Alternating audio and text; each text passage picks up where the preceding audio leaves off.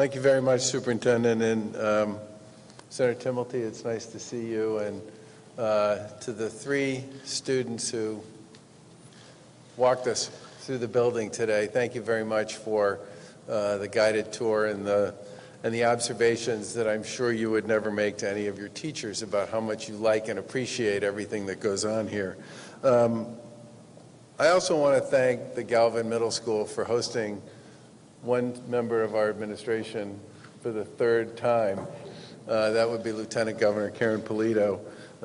The work that's going on here is terrific, and I especially appreciated the chance to get a chance to talk to some of the kids about how much they like being able to see all of their classmates instead of just some of their classmates, which is the way it's worked off and on over the course of this very difficult year for so many.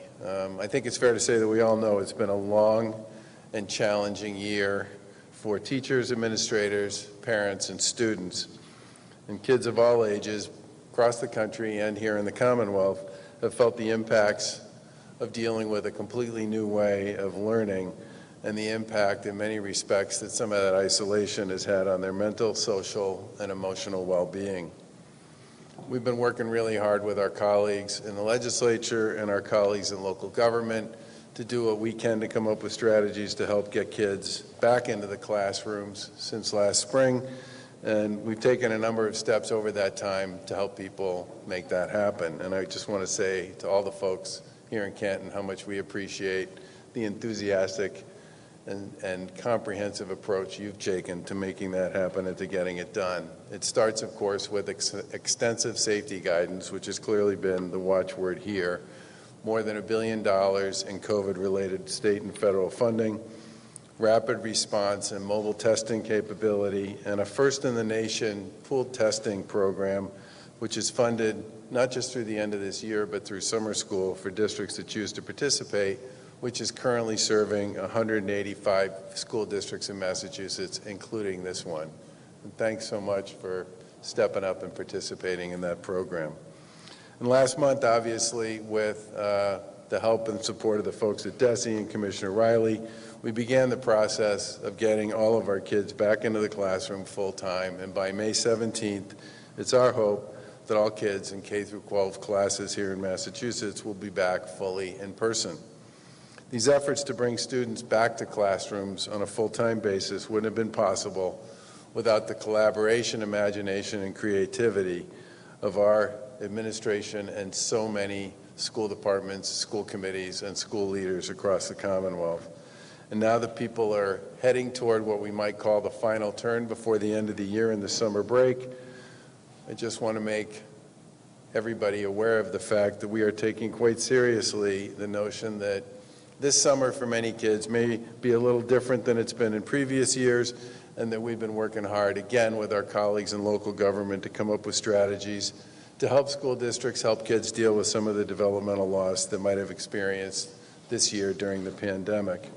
And while we obviously can't make up for all the days that have been lost or the classroom celebrations that have been missed, we can make up for some of the missed learning opportunities some students may have experienced over this past year.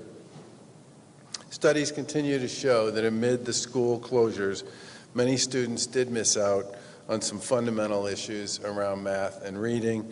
And today we're announcing a full menu of options for schools to choose from to provide enhanced and expanded summer learning opportunities for students in all grades. Our administration is committing more than $70 million in funding for school districts to offer summer learning and recreational programs that can help kids grow academically and socially. And after a year of so much remote and hybrid learning, we think it's crucial to give people these learning opportunities and to give kids a chance to participate in them across Massachusetts. Under this plan, students at every grade level will have opportunities to take part in a mix of academic and recreational programs offered at schools, local community organizations, community colleges, and recreation sites. One of those opportunities will be acceleration academies, which have already proven in many parts of Massachusetts to be a powerful learning tool for kids in school districts across Massachusetts, and is something that Commissioner Riley, during his tenure both in Boston and in Lawrence, has some very direct experience with. Our administration will commit up to $25 million in grants for districts to operate acceleration academies using federal elementary and secondary school emergency response funding to make that happen. And we know that the experience here in Massachusetts, the targeted instruction from highly trained teachers and one-on-one and small groups can help students who are behind catch up academically. The academies will be much more than typical summer vacation learning camp. It'll be a multi-year program that the department anticipates will impact more than 50,000 students statewide each year. But the plan doesn't ask schools to focus merely on academics. Kids also need opportunities to play with their friends and participate in safe environment and enrichment activities. We're offering schools and community partners opportunities and funding to make these important activities happen this summer. And since last spring, as we all know, people have worked enormously hard to continuously adapt to the changes that come with this pandemic. And we think this opportunity in particular is another opportunity for all of us to work together to help give our kids some of what they may have lost over the course of this very difficult year. To the folks here in Canton, I just want to thank you again for giving us this chance to be with you today. And I especially want to say how much we appreciate the enthusiasm and the commitment and the creativity that you have all brought to what has been an enormously challenging year. And with that, I will turn it over to the Lieutenant Governor. Put my bulldog face mask back on.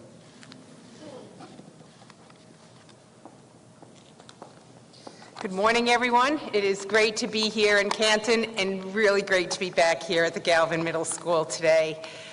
This is an important day for our administration to spotlight the work that you've been doing here and what you're about to do this summer so that it serves as an inspiration and sort of an example to other communities and school districts to follow. Let me just first start by thanking Superintendent Fuller as well as your administration here at the school and across your school district for your incredible work over the course of this past year.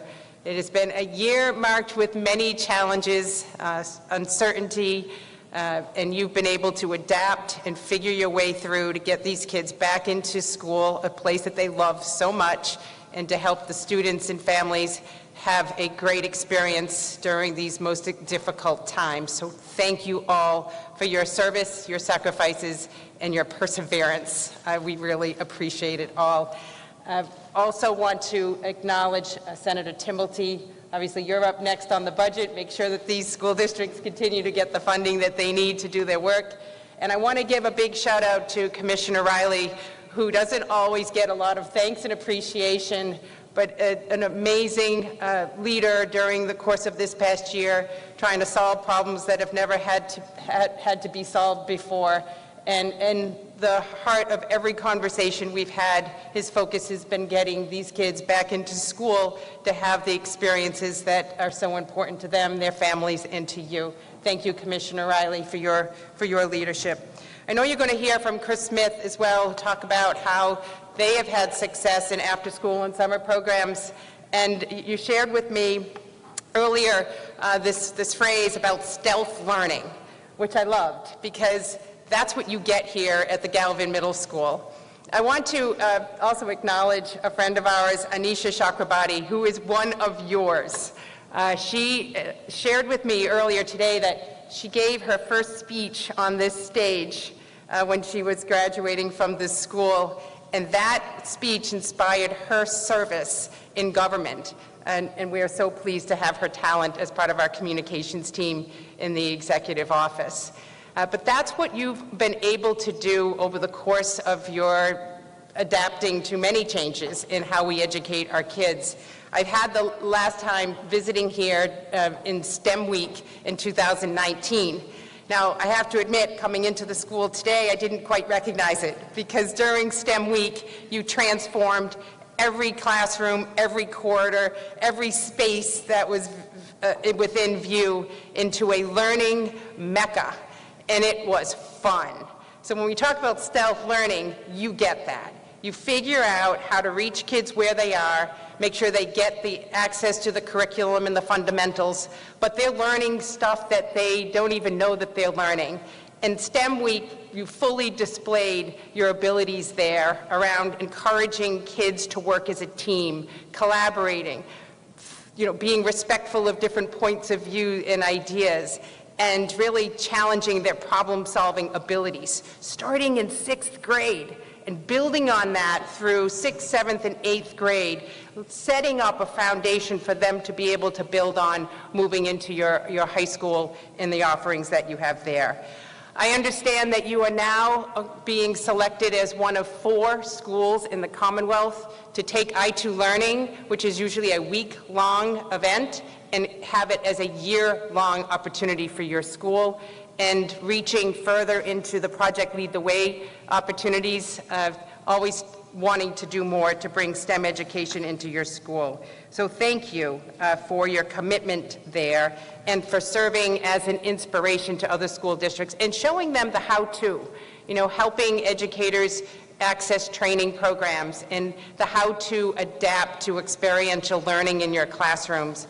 And then, of course, building on that in your summer months ahead. So just congratulations on receiving the $50,000 grant to incorporate more STEM learning, and also this summer taking advantage of this grant program to offer enriching programs over the course of the weeks when kids do want to have fun and they want to see their friends, and at the same time you'll be able to assess what gaps exist and close those gaps so they clearly hit the ground running, charging forward this next school year with additional learning that's very much needed as part of setting them up for a successful future. I understand you already have 180 kids signed up for the summer program, so that list is going to grow because you will make it a fun experience and a really, really important experience for our school districts across our Commonwealth. So just thank you. As a mother of 2 teenagers, I saw the challenges associated with virtual and remote learning, the social challenges, the emotional challenges, and the academic challenges. And I care deeply, not only for my 2 kids and their future, I care about your kids and the kids across this Commonwealth and making sure they have access to this opportunity. We close those achievement gaps. They have the skills that they need to be able to develop a pathway to the jobs and careers that are so special and so important in our economy in their future. So just keep doing what you're doing. We are big fans of yours, and we applaud your efforts today as we spotlight your continued successes. Keep going. Congratulations, and thank you.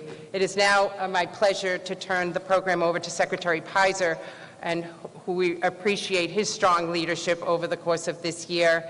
He's been my partner in STEM education. We have a STEM summit next Thursday that's going to be fantastic, and we really appreciate all that you do to care for the kids of our Commonwealth.